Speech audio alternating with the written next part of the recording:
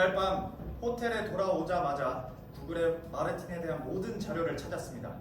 웹에 그의 이름이 나와 있는 신문 기사부터 사회 포럼까지 수많은 링크가 있었죠. 또한 그의 사진도 있었습니다. 거의 해변에서 찍은 사진이었어요. 얼마 후에 마르틴이 해변에 휴가를 갔을 때 찍은 사진이라고 설명해 줬습니다. 아버지와 아들. 보시다시피 마르틴은 아버지 어깨에 기대 그에게 키스하고 있어요. 둘 다 머리가 젖은 것을 보니 틀림없이 방금 물에서 나왔나 봐요. 제 컴퓨터에서 이 사진을 열 때마다 전 두 가지 생각을 멈출 수가 없었습니다. 하나는 존속 살해에 대한 글을 쓰면서 언론이 하는 비꼬는 말에 대한 생각을 멈출 수 없었습니다. 그들은 아버지와 아들 사이에 다정함이 넘쳐나는 사진 한 장을 택해서 보여주는데 집착하고 있었죠. 이 사진을 선택했다는 데 화가 났습니다. 차라리 선고 당일에 죄수가 법정을 도착하거나 나가는 전형적인 사진을 보고 싶었는지도 모르겠습니다. 그런데 이렇게 미묘한 시점에 이런 사진은 아니죠. 제가 생각을 멈출 수 없었던 두 번째는 이 사진을 찍은 사람은 누군가에 대한 생각이었습니다. 물론 제 머릿속에는 어머니에 대한 모습이 맴돌았습니다. 마르틴과 몇 차례 만남에서 그 사진에 대해 얘기했어요. 그때마다 저는 이 사진을 누가 찍었는지 물어보려고 했었습니다.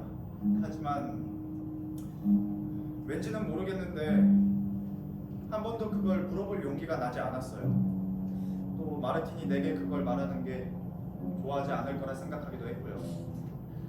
마르틴과 그 사진에 대해 얘기를 할 때마다 나에게 했던 유일한 말은 뜨거운 아버지 피부 위로 젖은 머리에서 떨어지는 물방울에 대한 기억이 아직도 남아있다는 거였어요. 뒤로 가다가 보이네요. 둘이 해변에서 찍은 거예요. 이때가 몇 살이죠? 누구요? 마르틴. 사진에서는 10살이에요. 아버지는? 30살이요. 20살 때 마르틴을 낳았대요.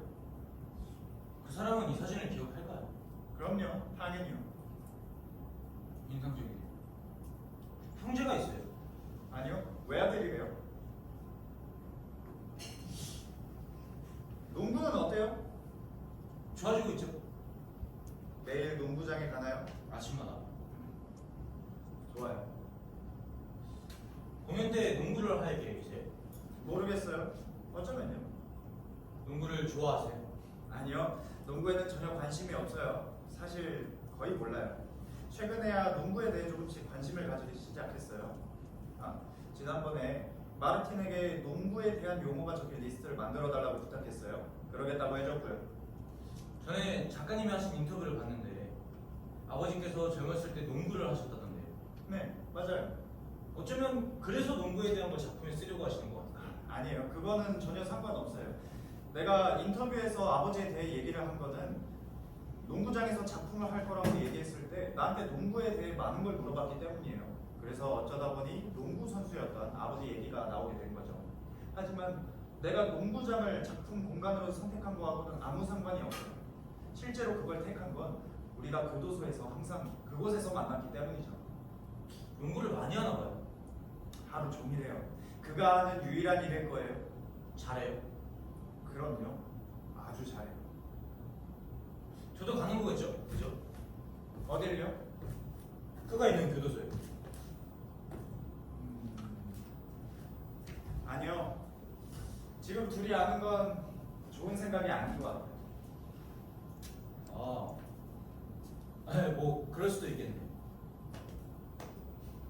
그쪽이 방문하는 게 어쩌면 그를 좀 더 혼란스럽게 할 수도 있지 않을까 해요. 그는 아직 공연에 대해 완전히 이해하지 못하거든요. 배우가 하는 일이 정확한 게 뭔지 몰라요.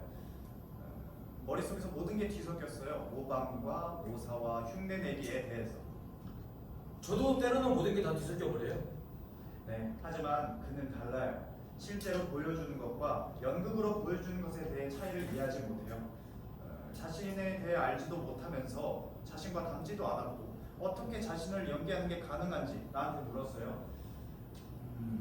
공연할 때 모방과 대상 사이의 거리에 대한 인식이 없어요. 그러니까 이해하는 게 항상 쉬운 것만은 아니에요. 그렇게 생각해요? 제가 어떻게 알겠어요? 나한테 그건 아주 분명한 차이예요. 우리 작업에서 기본과도 같은 거죠. 여기서 일어나는 모든 것처럼 말이에요. 안 그래요? 거리를 둔다고요? 네. 사실 그 거리가 예술을 항상 현실보다 더 우월하게 만든다고 생각해요. 그건 잘 모르겠는데요. 난 그렇다고 믿어요. 절대적으로 그래요. 잘 모르긴 해도. 전 그렇게 생각하지 않아요. 그래요. 그럴 수 있죠. 사람마다 생각은 다 다른 거니까. 근데 텍스트는 그러니까 아직 쓰고 계신 건가요? 네네. 조금씩. 그랑 만난 다음에 조금씩 써나가시는 건가 보네요. 뭐 그쪽이랑 만난 다음에도 그래요. 아, 날마다 조금씩 첨가해 가면서. 지금 소재를 모으고 있어요. 내가 찾아낸 모든 것들이요. 그리고 그걸 나중에 어떻게 정리할지 생각하죠.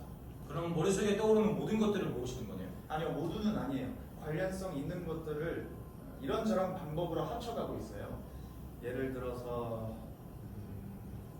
실제 세상을 재현하는 게 실제 세상보다 나을 수도 있다는 것 같은 것도 이용할 수 있겠죠. 아니면 방금 우리가 봤던 사진이나 아니면 그쪽이 오디션 때 읽었던 스핑크스에 대한 텍스트나 그 모든 것들을 나중에 조합하실 건가요? 형태를 만들어 가는 거죠. 하지만 조금씩 서두르지 않고 할 겁니다. 그럼 그러한 인터뷰에서 가장 흥미로운 소재를 꺼내시겠네요. 네, 당연히요.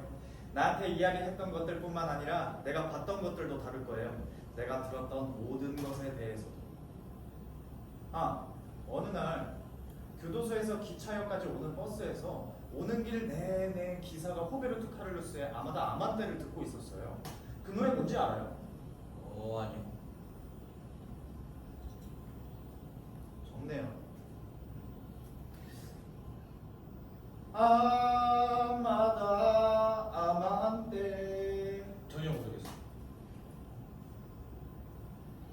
좋아요. 사실 나도 잘 몰라요. 아무튼 오는 길 내내 그 노래를 들어서 그런지 계속해서 맴돌았어요. 그래서 어느 장면에서 그걸 이용할 수도 있겠다 생각했죠. 반드시 어느 장면에서 그걸 이용할 거예요. 어쩌면 우리는 해변에서 찍은 이 사진에서부터 작업을 시작할 수 있을 것 같은데. 네?